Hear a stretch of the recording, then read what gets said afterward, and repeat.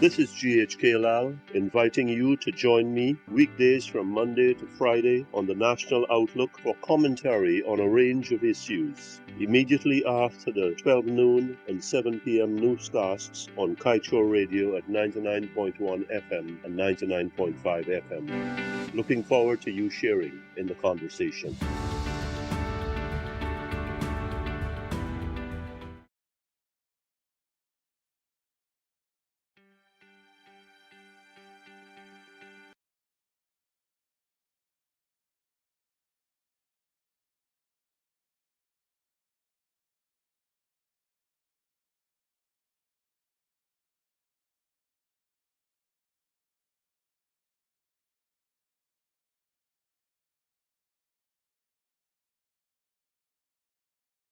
GHK Lal on Kaieteur Radio 99.1 and 99.5 FM. Welcome to Friday, June 25th edition of the National Outlook. We're closing in on closing out June. Certainly this week is almost history. Thank you for joining me. I thank Kaieteur Radio and the network for giving me the opportunity to share with you. 1.2 billion contract signed to reconstruct Lusignan prison. And when I saw this, there was the positive and there was the negative. And I'll tell you the positive first. That's a lot of money, 1.2 billion Guyana dollars. 5 billion, I understand, was allocated in this year's budget to enhance the operation of the prison system, including upgrading Lusignan and New Amsterdam prisons. 5 billion, 1.2 billion for Lusignan. 200 million has already been spent to clear and prep and fence and all the rest. So 16% of the money is already being expensed, used up. So now we're going to have this. So it's good that the contract is signed.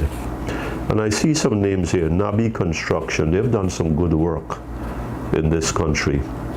Prisons, I don't know. I've got to be straightforward here. And there's some other names which I really don't know. And I don't want to make any association here. That would be irresponsible. But the positive is that the contract has been signed and reconstruction can begin or to continue. So that's where I am. I'm glad that this has happened, but I really always thought that Lusignan was only going to be a temporary holding facility. Yes, I know we have the one in Mazaruni for the real bad guys and the long-term offenders who have been, their cases have been settled, but to keep that thing going there, that presence, and especially with the history of Lusignan and that massacre, it sends all kinds of chills and wrong messages to that community. I am not a fan of prisons in the middle of towns, in the middle of cities, in the middle of villages, unless it's to pass through. And because our court system takes a while before men and women can get their day before the bar of justice, this can be a long time. And there's exposure there, and we've had escapes, we've had riots in the prison, we've had arson in the prison, we've had deaths in the prison. So it's a state of uncertainty. I would have preferred, that's the negative, that this prison was built elsewhere. You know, when is it going to be finished? That was not said. How many is it going to house? That was not clear. You know, but it did say it's going to be a modern facility, and I welcome that. I can't see it being any other thing but a modern facility. And I do hope that it's not going to be like the roads we build or the airport that we have contracted for, and that leaves us wondering, what are we getting for our money? You know, we hear this big song about $1.2 billion and $5 billion total allocated to reconstruct and rehabilitate these facilities. But let us get real value for our money here. The Minister of Public Security has to be on this.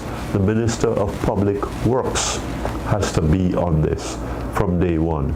Their technical people have to be there, sniffing out, looking for exposures, looking for weaknesses, looking for loopholes that may be evaded by the contractors, with all due respect to them.